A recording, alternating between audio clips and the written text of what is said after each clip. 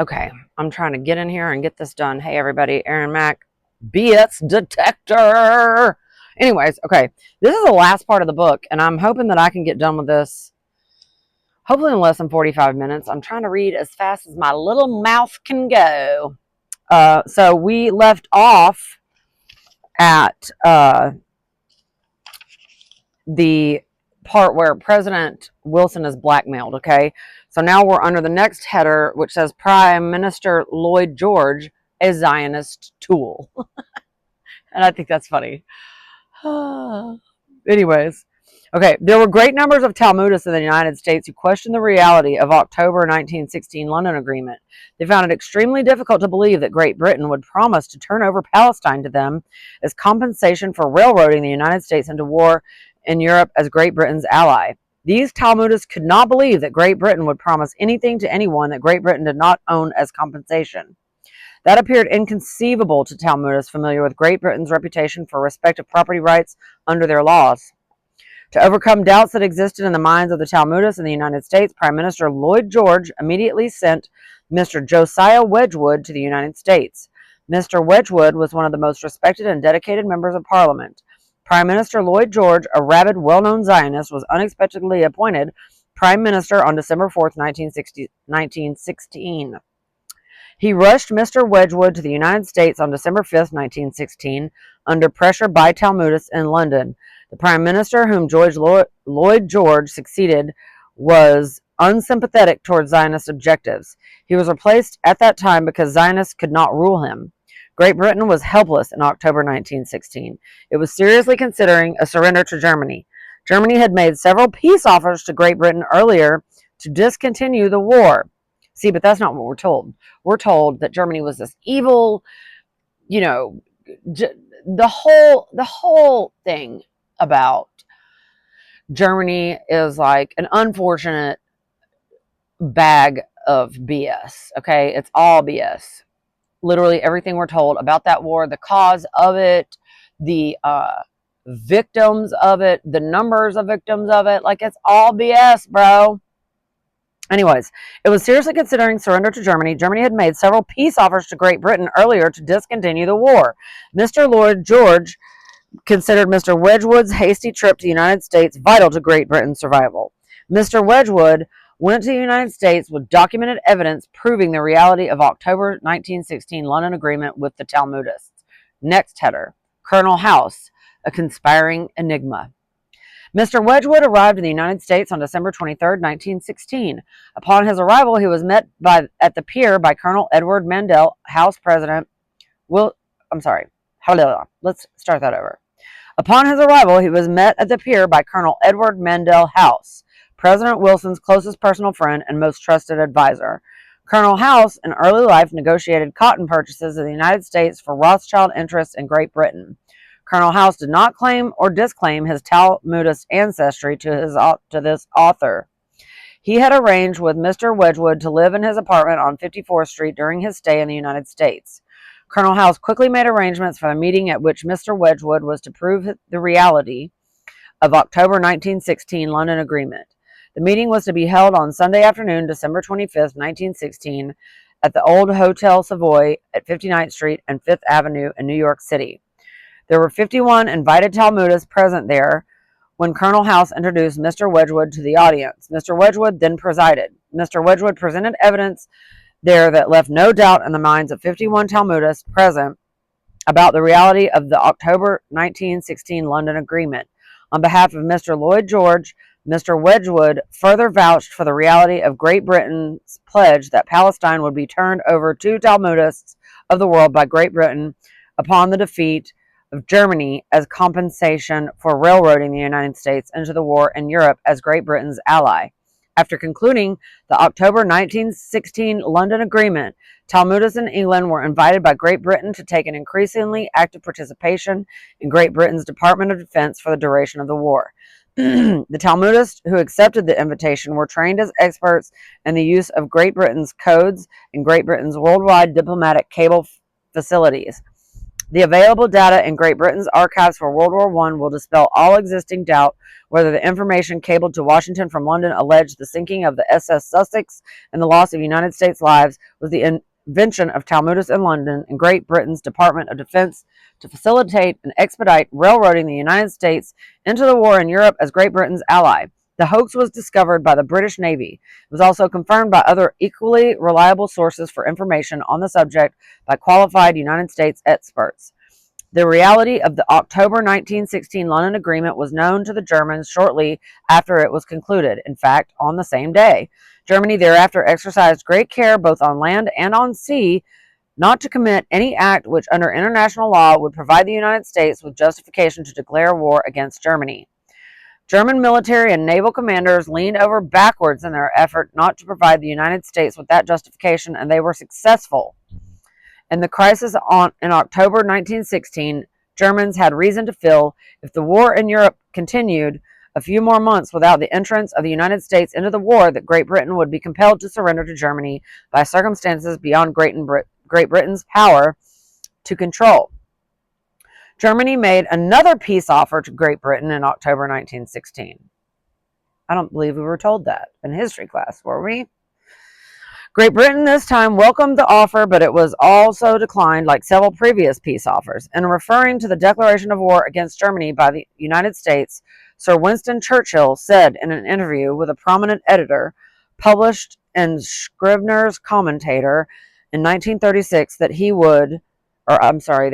quote, could never understand why he put us in 1917, referring to President Wilson.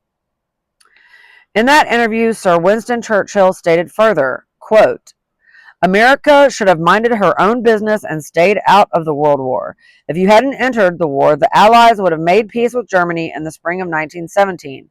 Had we made peace, there would have been no collapse of Russia followed by communism, no breakdown in Italy followed by fascism, and Germany would not have signed the Versailles Treaty, which has enthroned Nazism in Germany.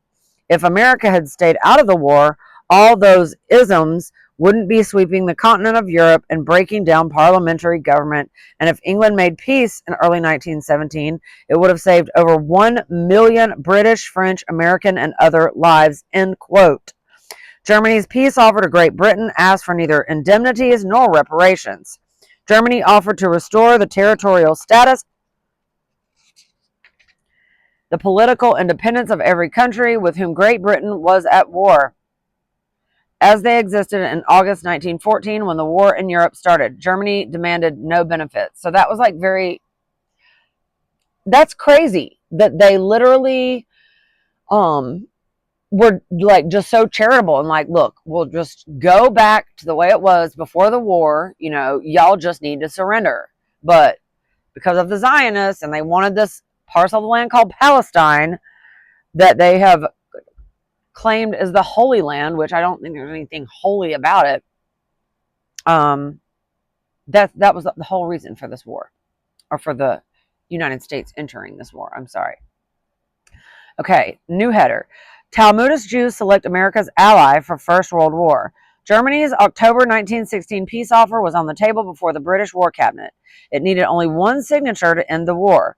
Great Britain would have quickly accepted Germany's peace offer if the World Zionist Organization had not interfered. The British War Cabinet was then taking their instructions from Talmudists in London. When the British War Cabinet decided to accept Germany's peace offer, the World Zionist Organization offered to railroad the United States into the war in Europe as Great Britain's ally if Great Britain promised the Talmudists of the world Palestine as compensation after Germany's defeat with the United States as an ally. Talmudist pressure in London and New York prevailed. President Wilson had little choice in the matter, it seemed. He was the captive of circumstance in his early life that could not be altered. His April 2nd, 1917 address to Congress was about to decide the fate of the world. Congress, without hesitation, declared war against Germany for him. The Germans attributed their crushing defeat in World War I to the entry of the United States into the war in Europe as Great Britain's ally. Germany considered October 1916 London Agreement a stab in the back by the Talmudists of the world. In view of the Emancipation Edict in Germany in 1822, Germans regarded the London Agreement as a double cross by Talmudists in Germany. Quota systems then existed in all other countries in Europe. There was no quota system in Germany after the Emancipation Edict of 1822 for Talmudists. So this quota system, I think, is basically like, people realized back then that like it only took a few of these Zionist Talmudists or whatever to like infiltrate something and fully take it over. I mean, the sneaky, like, disgusting double crossing is like, it's their hallmark. That's their benchmark of how they operate. Okay. And they have fully infiltrated this government now. All right. The church, literally everything, the media, education, it's all been infiltrated by Talmudist doctrine. Okay. So, okay, the new header. Talmudist Jews promote German victory, then stab them in the back. The Kaiser provided the World Zionist Organization with the offices for their world headquarters in Berlin. He, his family, and government officials were constantly extending assistance to Theodor Herzl. Germany extended opportunities to Talmudists not available in other European countries. The Kaiser himself arranged the personal meeting between the Sultan of the Ottoman Empire and Theodor Herzl. Bleichroeder and Company in Berlin were the private bankers of the Kaiser's family for generations. They were Talmudists. Warburg and Company of Hamburg were the world's largest merchant bankers. They were Talmudists. The head of the German General Electric Company, then the world's largest industrial enterprise, was a Talmudist. The head of the Hamburg American and North German Lloyd steamship companies, the two largest steamship companies in the world, second only to the Cunard Line, was a Talmudist. Countless prominent German industrialists, bankers, and merchants were Talmudists. The attitude of Germans towards Talmudists in Germany and throughout the world worsened much after the October 1916 stab in the back by Talmudists. Mr. Samuel Landmann, the secretary of the World Zionist Organization in London from 1917 to 1922, wrote in his Great Britain, The Jews in Palestine, published in London in 1936 on page 6, quote, "The fact that it was Jewish help that brought the USA into the war on the side of the Allies has rankled ever since in German, especially Nazi, minds, and has contributed in no small measure to the prominence which anti-Semitism occupied the Nazi program," which we've already, end quote, which we've already established that anti-Semitism is a misnomer because they're not Semitic in any sense of the word. But anyways, I digress. Okay.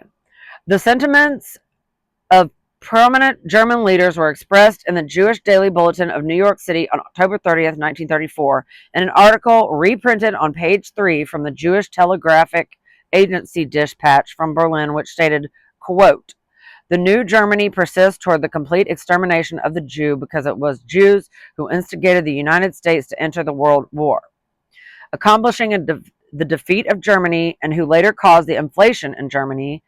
Herr Richard Kunz, a leading Nazi parliament figure, declared at a mass meeting in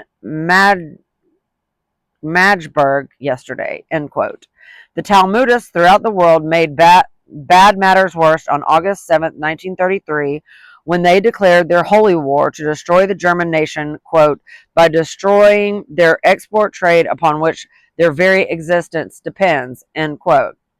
Under the leadership of Mr. Samuel Untermyer, Talmudists of the world declared a world boycott on all German goods and services. They asked their Christian friends to join their worldwide boycott of German goods and services.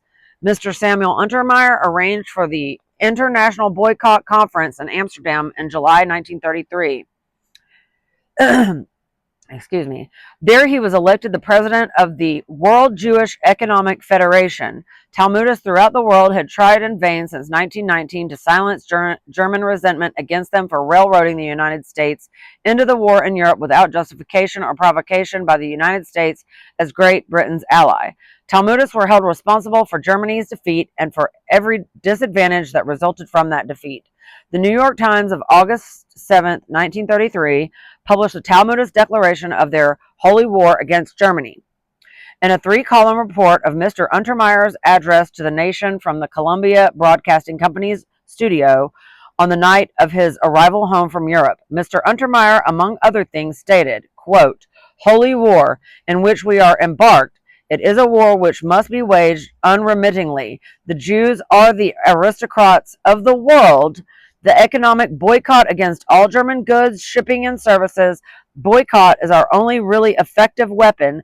Bring the German people to their senses by destroying their export trade on which their very existence depends. We shall force them to learn. It is not sufficient that you buy no goods in Germany. You must refuse to deal with any merchant or shopkeeper who sells any German-made goods. We will drive the last nail in the coffin. End quote. And everybody just thinks that, like, you know, everybody was just, jealous of the Jews because they're God's chosen people. And that's why Hitler did what he did. No. Like, Germany was already fucking pissed off because they had been double-crossed by these Talmudists, okay, claiming to be God's chosen people. It had nothing to do with religious anything. It had everything to do with economic. They're literally trying to, like, starve the Germans to death with their boycotts and shit. I mean, so your official story about, the Austrian painter is lies. Anyways. Okay. That statement was made on August 7th, 1933, when not a hair on the head of a Talmudist in Germany had been touched. Germany was plunged into a depression difficult to describe in a few words, Germany's export business suddenly ending as if by magic. Talmudists hoped that way to stop Germans from continuing to talk about why they lost the war.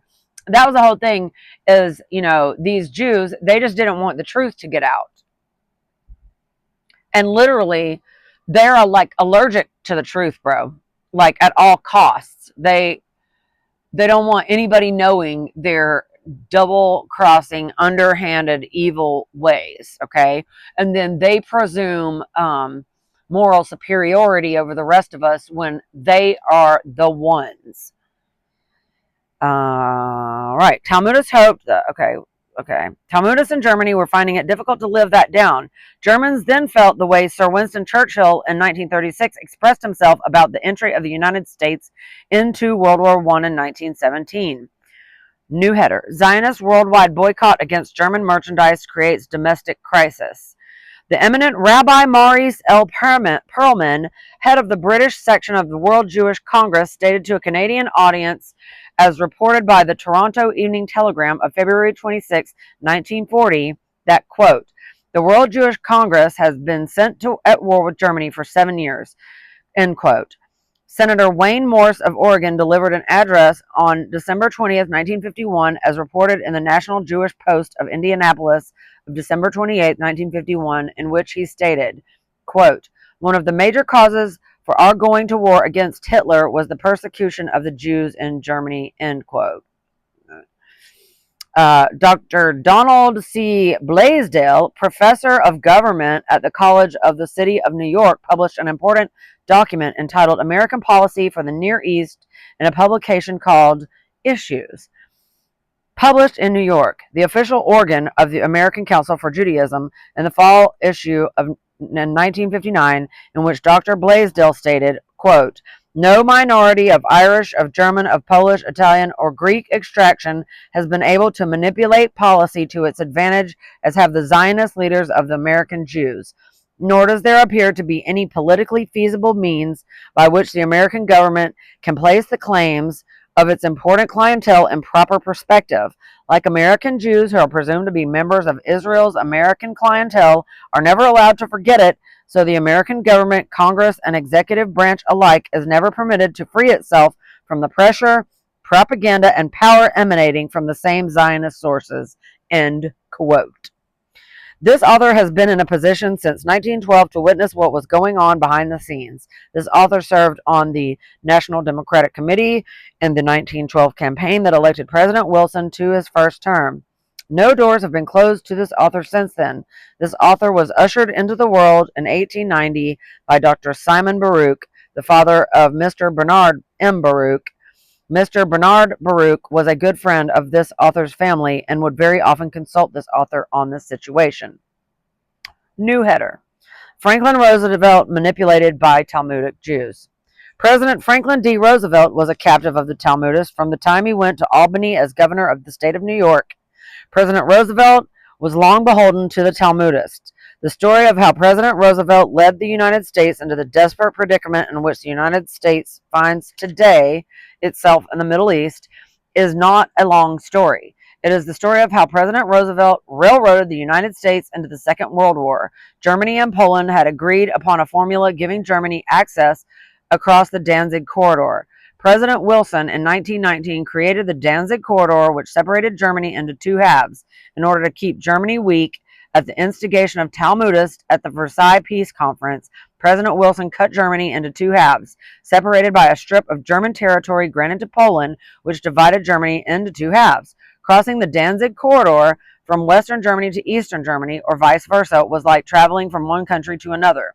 The inconveniences, the delays, and the annoyances to Germany and Poland had finally worked out their acceptable arrangement that eliminated a majority of German objections to the Danzig Corridor. Germany and Poland reached a basis that would serve to prevent Germany's resort to more aggressive actions. The Austrian painter, Mr. A.H., was the head of the German government at the time. Talmudists throughout the world opposed the peaceful adjustment between Germany and Poland of the Danzig Corridor situation. Unrestricted access of traffic between the western half and the eastern half of Germany would soon make Germany again the most powerful country in the world. Talmudists throughout the world dreaded the thought. In spite of the difficulties placed in the way of reaching a solution for the Danzig Corridor problem, Germany and Poland finally agreed upon a formula. Preparations were being made to consummate their understanding in a treaty. Both Germany and Poland were satisfied. The formula agreed upon served both governments. Shortly before the agreement with Germany was to be signed, Poland secretly signed a treaty with Great Britain dated August 25, 1939. Great Britain agreed in that treaty to hasten the military assistance of Poland, quote, with all the support and assistance in its power, end quote, if Poland were attacked by Germany. With that assurance from Great Britain, Poland broke off negotiations with Germany. Germany did not understand the reason for Poland's sudden change of mind and decided to proceed with the terms of the arrangement agreed upon with Poland. That was the start of World War II. Great Britain knowingly deceived Poland when Great Britain actually promised military assistance to Poland if Poland were attacked by Germany. Great Britain could not come to Poland's assistance, and Great Britain knew it when Great Britain's offer of military assistance to Poland was made. Poland fell into Great Britain's trap and discontinued negotiations with the Germans. Poland's unexplained discontinuance of negotiations with Germany to complete the Danzig Corridor agreement resulted in Germany's troops moving into the Danzig Corridor without an agreement with Poland. Great Britain knew exactly what would take place in that event, that it would mean the beginning of World War II. The rest is history. Talmudists of the world welcomed a war against Germany in 1939 to somehow crush the Nazi government, as the Talmudists of the world crushed Germany in World War I in 1917 by railroading the United States into the war in Europe as Great Britain's ally. President Roosevelt tried his hardest in 1939 to railroad the United States into the war in Europe to accommodate Talmudists in the United States. Germany learned by experience in World War I that the entry of the United States into the war in Europe in 1939 could prove equally disastrous to Germany if the United States were railroaded into war in Europe as Great Britain's ally. Germany exercised extraordinary caution not to provide the United States with justification under international law to declare war against Germany. That situation presented President Roosevelt with a problem. President Roosevelt decided if it were impossible for him to get into the war in Europe through the front door, that he would railroad the United States into the war in Europe through the back door. Through the back door meant through Japan. President Roosevelt finally did railroad the United States into the war in Europe through the back door through Japan. Okay, here's another header. Secretary of Defense Stimson during World War II makes startling revelation. Germany and Japan had a treaty under which, if either Germany or Japan were attacked by a third power, the country which was not attacked by the third power automatically is at war with that third power. President Roosevelt planned to provoke Japan, so Japan would attack the United States. Japan, in December 1941, attacked Pearl Harbor. The United States immediately declared war against Japan and automatically was at war with Germany. The personal diary of the Honorable Mr. Henry L. Stimson and all his papers are in Yale University Library. Mr. Stimson each day entered in his personal diary in his own handwriting the important events in his life that day. Mr. Stimson was President Roosevelt's Secretary of Defense. Mr. Stimson's diary was introduced as evidence in the United States Senate investigation of the Pearl Harbor attack by Japan over the strong objections of friends of Mr. President Roosevelt. Mr. President. I'm starting to go cross-eyed. Like, I've literally been reading aloud for probably the past, 3 hours now? Because I think this is the third and final video I'm going to do today, at least on this topic. Okay, let's start over that sentence. Holy crap, this guy does some real run on sentences. Mr. Stimson was President Roosevelt's Secretary of Defense. Mr. Stimson's diary was introduced as evidence in the United States Senate investigation of the Pearl Harbor attack by Japan over the strong objections of friends of President Roosevelt. Mr. Stimson entered in his diary on November 25, 1941, 2 weeks before Japan's attack on Pearl Harbor, that at a meeting with President Roosevelt and his cabinet that morning at the White House, President Roosevelt told those present that he wished to be at war against Japan, but he did, quote, did not want to appear that the United States fired the first shot, end quote. All right, the next header. Zionist conspirators provoke Pearl Harbor incident. President Roosevelt knowingly provoked Japan to attack the United States. President Roosevelt advised Japan they could purchase no more steel, scrap, or oil from the United States. Japan was in the midst of a war against China. Without scrap steel and without oil, Japan would be unable to continue that war. Japan was totally dependent upon the United States for both steel, scrap, and oil. Professor Charles Callan Tansel, professor of diplomatic history at Georgetown University in Washington, wrote a classic work he called Back Door to War, published by Henry Regnery of Chicago in 1952. Professor Tansel spent 5 years after the war in the confidential files of the State Department doing research there on World War II. Professor Tansel's book has 652 pages, all filled with alarming, authenticated facts, little known to the public during the war. In a scholarly, detailed manner, easily understood, Professor Tansel supplies facts which are incontrovertible proof showing how President Roosevelt railroaded the United States into World War II in Europe.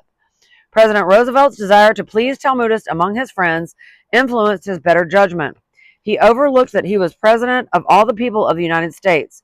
President Roosevelt realized if he expected political support by Talmudists in the United States to continue, he must find some way to railroad the United States into the war then in progress in Europe against Germany. Surely nobody can any longer question that railroading the United States into World War II was President Roosevelt's contribution to the desperate predicament in which the United States today finds itself in the Middle East.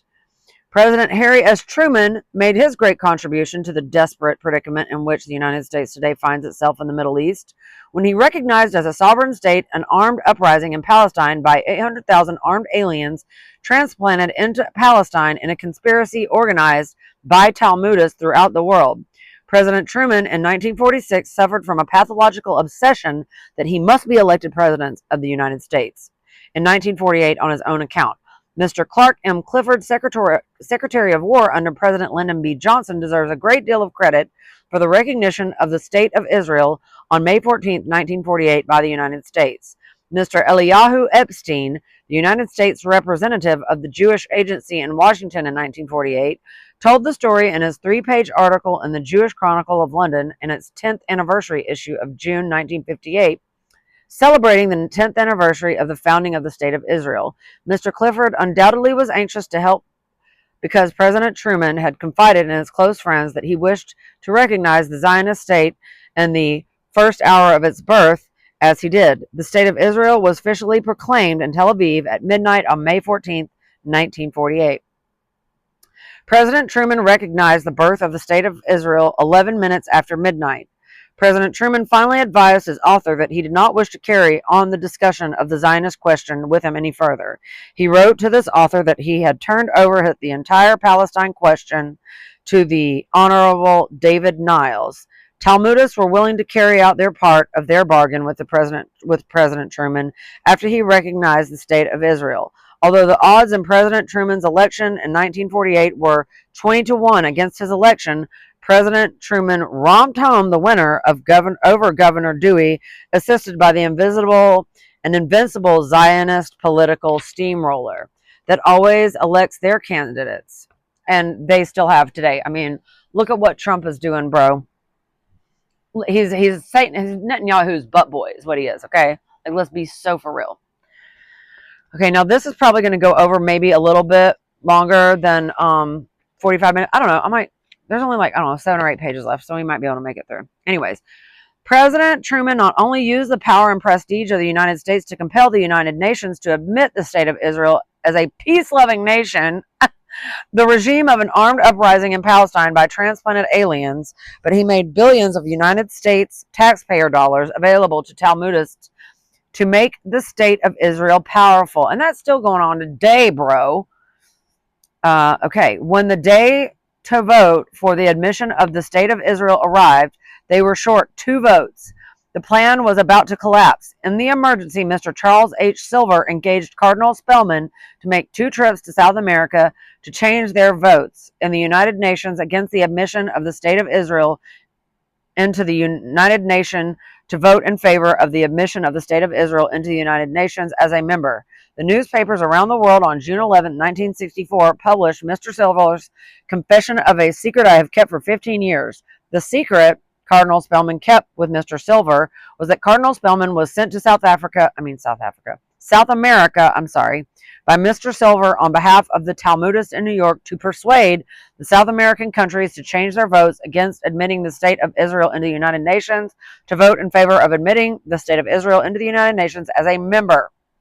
This author was a close personal friend of Cardinal Spellman for 25 years.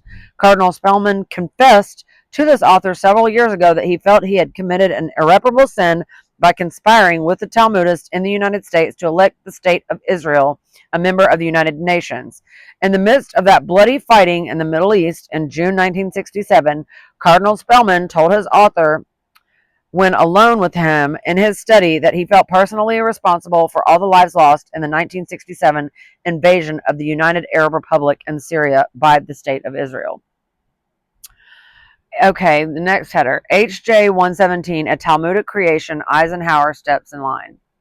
The story of how President Dwight D. Eisenhower led the United States into the desperate predicament in which the United States finds itself today in the Middle East is not a complicated story. Talmudists in the United States pressured President Eisenhower into sponsoring joint resolution by Congress of HJ Resolution 117 on January 5, 1950. Which was then refined by Congress to the Committee on Foreign Affairs. President Eisenhower knew less about what he was doing than a newborn babe. It was pitiful for this author to witness a great general being figuratively pushed around by Talmudists unfit to shine his shoes. President Eisenhower was always friendly towards this author. This author met President Eisenhower when he was being considered by Mr. Thomas M. Watson, Sr. as a presidential candidate on the Democratic ticket. Mr. Watson was the founder of the International Business Machines Company. He told this author at that time that he believed General Eisenhower was, as a civilian, would make a great president. As President of the United States, General Eisenhower was faithful to these Talmudist supporters whose friendship he first cultivated in Europe during his political activities in Germany after the end of World War II. Talmudists curried his favor after World War II. They knew that as the President of the United States, General Eisenhower in their hands would be like clay in the hands of the potter. In 1956, it appeared that Middle East countries were undergoing changes in their governments. The Zionist illegal occupation of Palestine still existed, and it still does. Oh my God, this is insane. Populations in Middle East countries were growing restless. Talmudists recognized something must be done to silence the unrest. President Eisenhower then obliged the Talmudists. Lebanon is the heart of the Middle East political activity. To nip action in the bud by native populations aiming to assert their independence from domination by Talmudists arranged with President Eisenhower to occupy Lebanon with 14,000 troops and to station the 6th Fleet off the coast. To make it legal, Talmudists in Congress passed a joint resolution like the Tonkin Bay Resolution passed by Congress to legalize the war in Vietnam. President Eisenhower performs fulfillment of Zionist demands in the Middle East. That's the next header. President Eisenhower occupied Lebanon with 14,000 United States troops and stationed the Sixth Fleet off the Lebanon coast. President Eisenhower was warning the Middle East nations not to attempt to regain Palestine from the Zionists in illegal possession of Palestine. President Eisenhower must have had a consortium of the smartest Talmudists, the State Defense and Justice Departments prepare that joint resolution. The intent of that unclear language is to conceal the purpose of the joint resolution, not to explain its purpose. The purpose was to have joint resolution and record that would permit President Eisenhower to use the unlimited, I just lost my place. The intent of that unclear language is to conceal the purpose of the joint resolution, not to explain its purpose. The purpose was to have a joint resolution in record that would permit President Eisenhower to use the United States Armed Forces and Navy to aid and abet the Zionist thieves to hold on to their stolen loot without any necessity to ask Congress to declare war.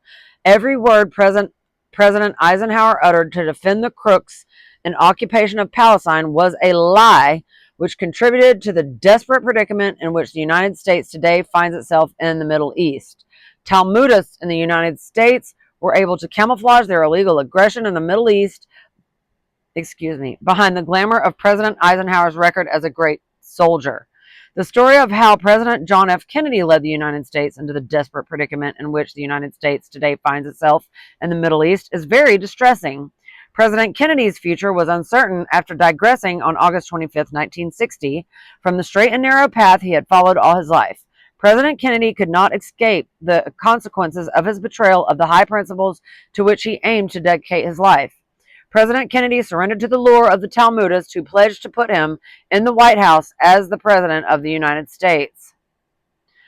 On August 23, 1960, the United States Senate Office building in Washington, President Kennedy, at the time a senator, gave this author a copy of the address he was to deliver in New York City on August 25, 1960.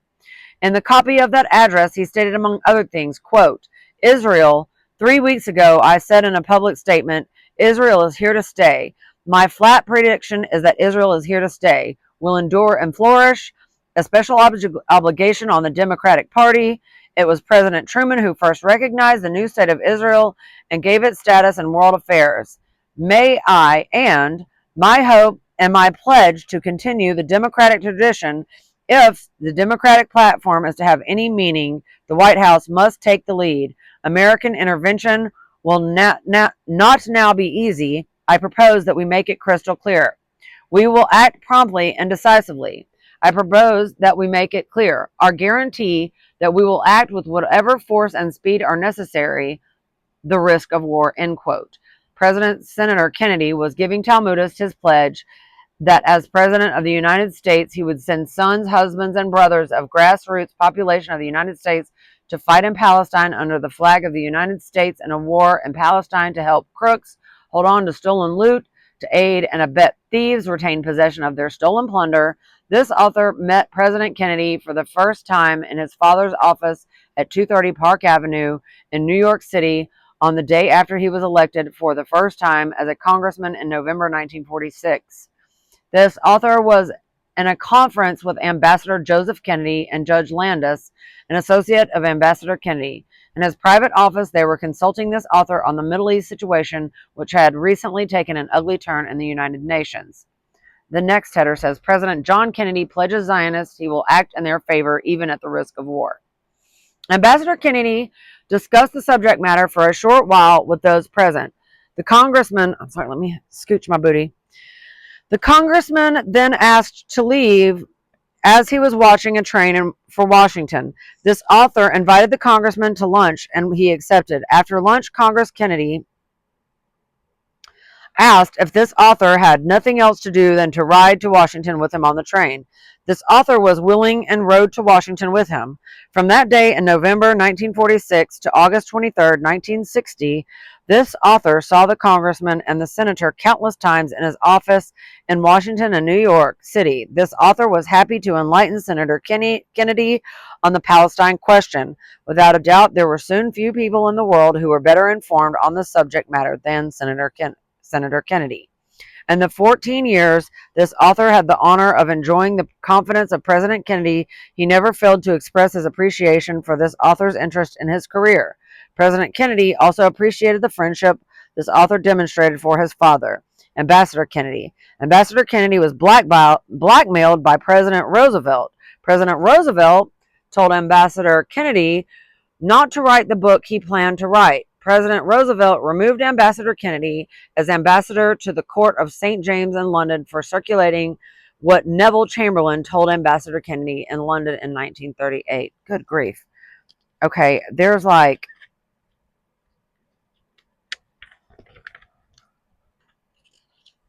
a few pages left, so we're going to go long, and hopefully the mic holds up, and hopefully the phone doesn't run out of space. Okay, this header. The senior Kennedy liquidated politically by Franklin Roosevelt for reporting Talmudic conspiracy. Ambassador Kennedy reported to Washington in 1938 that Neville Chamberlain told him that the United States and Talmudists throughout the world forced Great Britain into the Second World War. Chamberlain also told Ambassador Kennedy in 1938 that Great Britain had nothing with which to fight Germany, that Great Britain should not risk going to war against Germany. Chamberlain complained to Ambassador Kennedy that the United States ambassador to France, William C. Bullitt, in 1938 was urging President Roosevelt that Germany must be faced down in their attitude towards Poland in the Danzig Corridor matter. President Roosevelt recalled Ambassador Kennedy to silence him. Ambassador Kennedy planned to return to the United States to write a book telling what he knew that he thought the grassroots population of the United States should be told. President Roosevelt sent for Ambassador Kennedy upon his return to the United States to come to Washington to see him. President Roosevelt told Ambassador Kennedy that he had heard that he was planning to write a book, which he asked him not to do. After Ambassador Kennedy's unpleasant meeting with President Roosevelt in Washington after his recall from London for daring to circulate what Chamberlain had told him about Talmudists, his ambition in life was to see one of his sons in the White House as President of the United States. The story of how President Lyndon Baines Johnson led the United States into the desperate predicament in which the United States today finds itself in the Middle East is not a long story. It commences with a telephone call to this author in New York from Congressman Ed Gossett in Washington to come there at once. Congressman Gossett represented Amarillo, Texas, in the House of Representatives. Congressman Gossett was alarmed that the State Armed Services Committee the day before confirmed the appointment of Anna M. Rosenberg as Assistant Secretary of Defense without a public hearing. The only witness who appeared to testify concerning Anna Rosenberg's fitness to serve as Assistant Secretary of Defense was Ann Rosenberg herself. That by itself aroused suspicion among the country's leaders. Congress Gossett took this author to Senator Johnson's office and explained to him the reason for the visit. Senator Johnson was a member of the Senate Armed Services Committee, which had confirmed Anna Rosenberg's appointment the previous day. Senator Johnson was very much interested in learning about Anna Rosenberg's associations with communists. Senator Johnson asked this author if he would assist him into looking into the matter further by producing a communist who knew Anna Rosenberg. Upon this author's return to New York that day, he mentioned Senator Johnson's request to his attorney, Mr. Hallam Richardson. Within a few hours, Mr. Richardson produced Mr. Ralph de Sola, a prominent communist, the head of film photography of documents by communist organizations in the United States. After Anna Rosenberg's confirmation by the Senate Armed Services Committee was withdrawn, another hearing was held to confirm her second appointment. Anna Rosenberg testified she was born in Hungary and came to the United States in 1912 at the age of 11 years. The second hearing brought out some interesting facts. It confirmed her extended appointment for 4 years. In this author's meetings with Senator Johnson, this author had occasion to discuss the Palestine question with him. Senator Johnson was very interested in the Palestine question. That subject was of great interest to the Senate Armed Services Committee, The occupation of Palestine by the Zionists concerned the Armed Services Committee. The next header, Lyndon Johnson masterminded Six-Day War. Senator Johnson was vice president before the death of President Kennedy elevated him. He then became president of the United States. As president of the United States, Johnson was aware of the possibility of armed conflict in the Middle East, and the United States might become involved. President Johnson understood the power Talmudists exerted in the United States and in the United Nations. One of the closest friends in Washington was Mr. Abe Fortas, a prominent Zionist, whom President Johnson appointed to the Supreme Court. President Johnson knew he was violating the letter and spirit of his oath of office as the president of all the people of the United States when he filled the pipelines of the pipelines of the state of Israel with munitions of war paid for with the money of Christian taxpayers in the United States. And that's happening still today. Through, though a very close mutual friend, this author kept President Johnson constantly informed on developments in the Middle East.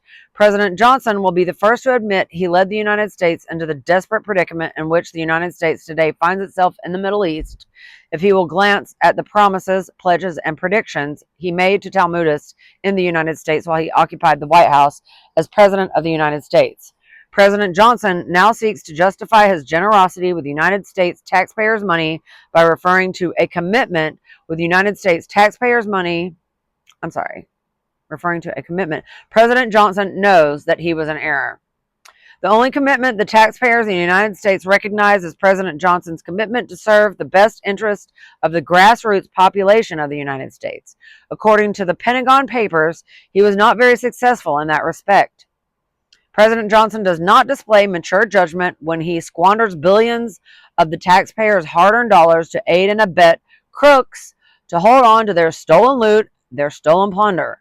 President Johnson would feel differently if the Soviet Union financed an invasion of Texas by Mexicans who expelled Texans from their homes with only shirts on their backs to survive in refugee camps in the deserts of Arizona and New Mexico on 6 cents a day for food provided by the United Nations. Mexicans have a more legitimate claim to the territory called Texas today than the Eastern European Talmudists ever had to Palestine. And that's facts, bro. What would President Johnson's attitude have been if the Soviet Union contributed $32 billion to go towards entrenching these Mexican invaders in Texas and then supplying the Mexican invaders with sophisticated military hardware to threaten the other 49 United States if they interfere with the illegal possession of Texas by the Mexican invaders in illegal occupations of Texas without having paid 1 cent to the lawful landowners for a square foot of Texas? The story of how President Nixon led the United States in the desperate predicament in which the United States today finds itself is of great interest to the grassroots population of the United States every time President Nixon grants the Zionists an illegal occupation of Palestine another $500 million of the United States taxpayers' money. Is President Nixon serving two masters? Yeah. President Nixon is as guilty as the other 6 masters of deception who led the United States into the desperate predicament in which the United States today finds itself in the Middle East. President Nixon is both an eminent lawyer and President of the United States. President Nixon cannot produce any evidence of a legitimate commitment to anyone to support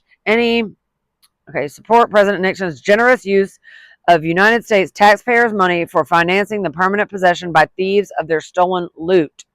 Does President Nixon mean the commitment by political leaders to the Talmudists in the United States who control the media for mass information? President Nixon belittles himself as well as the United States administration for whom he speaks when he talks about a commitment of the United States to underwrite the perpetual possession of illegal and immoral theft of Palestine by Talmudists. President Nixon's generosity has reached epidemic proportions. Each of the additional $500 million of United States taxpayers' money he donates to the so-called State of Israel is at many more nails in the coffin of the United States. These 7 masters of deception mock the elementary and equitable principles upon which the United States was founded when they throw hard-earned United States taxpayer dollars by the billions to criminals in possession of their stolen loot as if it were stage money. Have they no shame or conscience? When there were civil wars recently in the Congo, in Ghana, in Pakistan, and other countries in this century, did the United States recognize the populations as independent indigenous populations who planned to secede and form their sovereign independent states? Then why recognize transplanted alien invaders financed by Talmudists? Great question. These 7 masters of deception reflected the honorable attitude the United States should exhibit. They would not traffic with thieves, murderers, and scoundrels as they are doing with the hooligans from the states of Israel. The United States refused to recognize the independence of Katanga, of Biafra, of East Pakistan, of Quebec, and of total Ireland, but they rushed to recognize the hooligans of an armed Palestine uprising by transplanted aliens as a legitimate sovereign state. What next? Next header.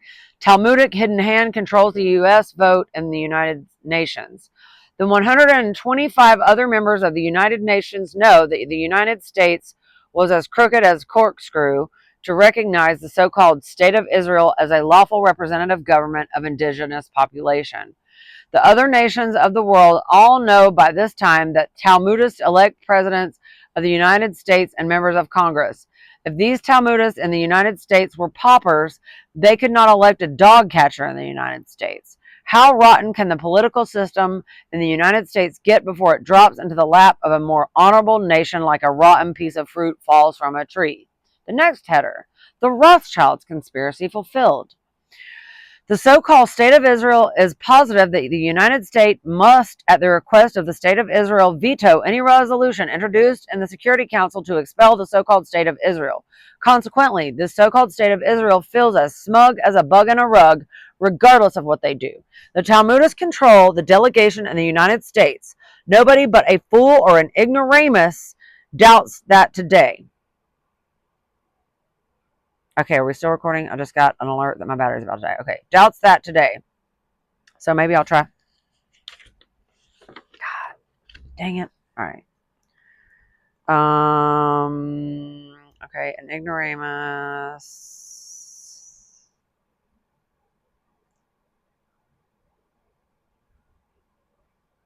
Okay, the Talmudists always instruct the delegates of the United States how to vote in the Security Council. If a resolution is ever introduced to expel the so-called State of Israel, the United States must veto the resolution. The grassroots population of the United States deserve to know the truth about Middle East crisis. They will pay with their lives unless they soon acquire a better understanding about why the Middle East crisis exists. The United States finds it convenient to blame everything that goes wrong anywhere in the world on communism. Communism provides a convenient whipping boy for politicians. The arch villains behind the world's difficulties are the Rothschilds. For the moment, this author will only deal with the Rothschilds' interest in the subject matter of this article, the Middle East desperate predicament of the world. This author can speak with confidence on this subject as his knowledge was obtained firsthand from members of the Rothschild dynasty in London, New York, and elsewhere. The extent of the Rothschild wealth cannot be estimated with any degree of certainty. A conservative guess of the total value of the Rothschild fortunes would be billions of dollars, if that amount can be imagined. The important thing is a major portion of this wealth is in the Far East. The Rothschild interests in Europe and the Western Hemisphere are tremendous. However, in comparison to their wealth in the Far East, it is significant. A most vital single thing in the world to the Rothschild dynasty is access to the Far East. Access to the Far East through the Mediterranean is known as Great Britain's lifeline. The Rothschild dynasty had plunged Great Britain into many wars only to preserve their lifeline to the Far East. History tells that story. The Suez Canal was not constructed by the Rothschilds. They did their utmost to prevent its construction. The Suez Canal was constructed by the Frenchman de Lesseps and the Khedive of Egypt. The Rothschilds refused to invest 1 cent of their money in the company which obtained the concession to construct the Suez Canal. The Suez Canal was completed in 1869. It, from the very start, proved a great success. The Rothschilds swindled a 40% interest in the Suez Canal Company from the Khedive of Egypt. They found 40% interest insufficient for their purpose, as the value of the Suez Canal had been demonstrated after it was in use 2 years. The Rothschilds decided they must control their lifeline to their fortune in the Far East. Without justification or provocation of any description, the Rothschild had Great Britain occupy Egypt exactly as a defeated power is occupied by the victor. The British ran the schools, the banks, the railroads, the courts, and Egypt ceased to be Egypt except in name. And the same has happened here. Naturally, the Suez Canal came under complete control of Great Britain. The original concession for the Suez Canal was for 99 years. The more important the Suez Canal became to the Rothschilds, the more the Rothschilds worried what was going to happen when the 99 years concession for the Suez Canal expired in 1969 and reverted to Egypt as the concession provided. Great Britain spent large fortune and spilled much blood and many wars to maintain uninterrupted and undisturbed possession of the Suez Canal. The Rothschilds knew that Egypt would be free to grant a new concession for the Suez Canal to a power unfriendly to Great Britain like France, Germany, or Russia when the concession expired. The Rothschilds feared the consequences should the Suez Canal fall into the hands of an unfriendly power, and Great Britain had many powers in mind who would make good use of the Suez Canal politically, also against the British Empire. Okay, the next header. Rothschild fortune risks collapse without Middle East controls under Zionist supervision. The Rothschilds' dynasty fortune and Great Britain's authority would diminish in the Far East if Great Britain no longer controlled the Suez Canal. Looking ahead, the Rothschilds planned their future without the Suez Canal. The First World War ended in 1918, and the Rothschilds had their plan ready. Their plan was very simple. Under the October 1916 London Agreement, Great Britain planned to turn over Palestine to the Zionists after the war. The Eastern European Talmudists had no money. Without money, Palestine was a headache to the Zionists. The Rothschilds in London promised the Zionists unlimited financial assistance with which to develop Palestine, but on one condition: that as soon as Palestine was turned over to the Zionists, they apply for admission to the British Empire as a member. The Rothschilds planned to construct a canal in Palestine from Ashkelon on the Mediterranean to Aqaba on the Gulf of Aqaba. They planned to construct a modern steel and concrete canal with 2 lanes for ships. The canal would be on British territory in perpetuity, enjoying the advantages of defense by Great Britain if needed and international recognition as a member of the British Empire. Great Britain occupied Palestine from 1921 to 1948 as the mandatory of the League of Nations. During that period, the British Empire fell apart. By the time the Zionists established a Zionist state in Palestine, the British Empire had fallen apart and no longer existed. Palestine, under Zionists, could not apply for admission to the British Empire. There was no British Empire. When the Rothschilds realized what was happening, they were compelled to alter their plans. The Rothschilds were determined that Great Britain must turn over Palestine to the Zionists for a sovereign Zionist state. The idea of United Nations was then a reality, and the Rothschilds planned upon getting the sovereign Zionist state admitted to the United Nations. The United Nations would provide Palestine with the same advantages that the British Empire would have provided once upon a time. If a sovereign Zionist state could be admitted into the United Nations, Palestine's future was assured. Rothschilds did not know what to do. Then, in October 1916, the World Zionist Organization entered the picture. When Great Britain was considering surrender to Germany, the World Zionist Organization and Britain War Cabinet entered into the October 1916 London Agreement. The Rothschild dynasty was astonished when, on April 6, 1917, the United States declared war against Germany. By July 1917, it appeared that Germany would be defeated after the entry of the United States into the war. The Rothschild dynasty sought out Mr. Chaim Weizmann and cultivated his friendship. The Rothschilds realized that the World Zionist Organization must be recognized. The Rothschilds purchased a Prince Albert frock coat and a silk hat for Chaim Weizmann and treated him as though he was already the head of the government of Palestine, which he eventually became. The Rothschilds renewed their interest in the plan to finance the Zionist movement in Palestine in exchange for the concession to construct their modern canal across Palestine in competition with the Suez Canal. Great Britain was certain to defeat Germany. Great Britain had agreed to turn over Palestine to the Talmudists of the world for railroading the United States into the war in Europe as Great Britain's ally. The only link missing now was the existence in Palestine of an independent sovereign Zionist state. The Rothschilds financed transplanting 600,000 Eastern European Talmudists into Palestine and arranged to remove the last of General Allenby's 200,000 British troops from Palestine. In collaboration with President Truman, the United States The armed 600,000 transplanted alien Talmudists on May 18, 1948, began their expulsion from Palestine of the Christian and Muslim disarmed and defenseless 1,350,000 population, and at the same time declared their armed uprising the State of Israel. The Rothschilds were now satisfied. The only unfinished business was to force the Middle East nations to recognize the State of Israel. The Rothschilds commenced their final stage by building the present oil pipeline from Ashkelon on the Mediterranean to Aqaba, along the route of their future modern long-planned steel and concrete two-lane canal. The Middle East situation is the result of the Rothschild efforts to secure permanent and secure access to the Far East. This nonsense about the repatriation of God's chosen people to their promised land has been revealed as the greatest hoax ever perpetrated on mankind. The single purpose of the Rothschilds was to secure permanent and secure access to their vast natural resources in the Far East. This author has had the patience and the time to inform 7 presidents of the United States about the underlying reason for the Middle East aggression by the Talmudists throughout the world. These 7 masters of deception were all briefed by this author on the reason for the aggression in Palestine. This author spent a small fortune acquainting members of Congress and political and industrial leaders in the United States with all these facts, supplying them with photostat reproductions of documentary evidence to support every statement made by this author. It cries out to heaven that this country and the world has been put to the expense of billions and billions and billions of dollars to see that the Rothschilds have secure and permanent access to their unlimited wealth in the Far East.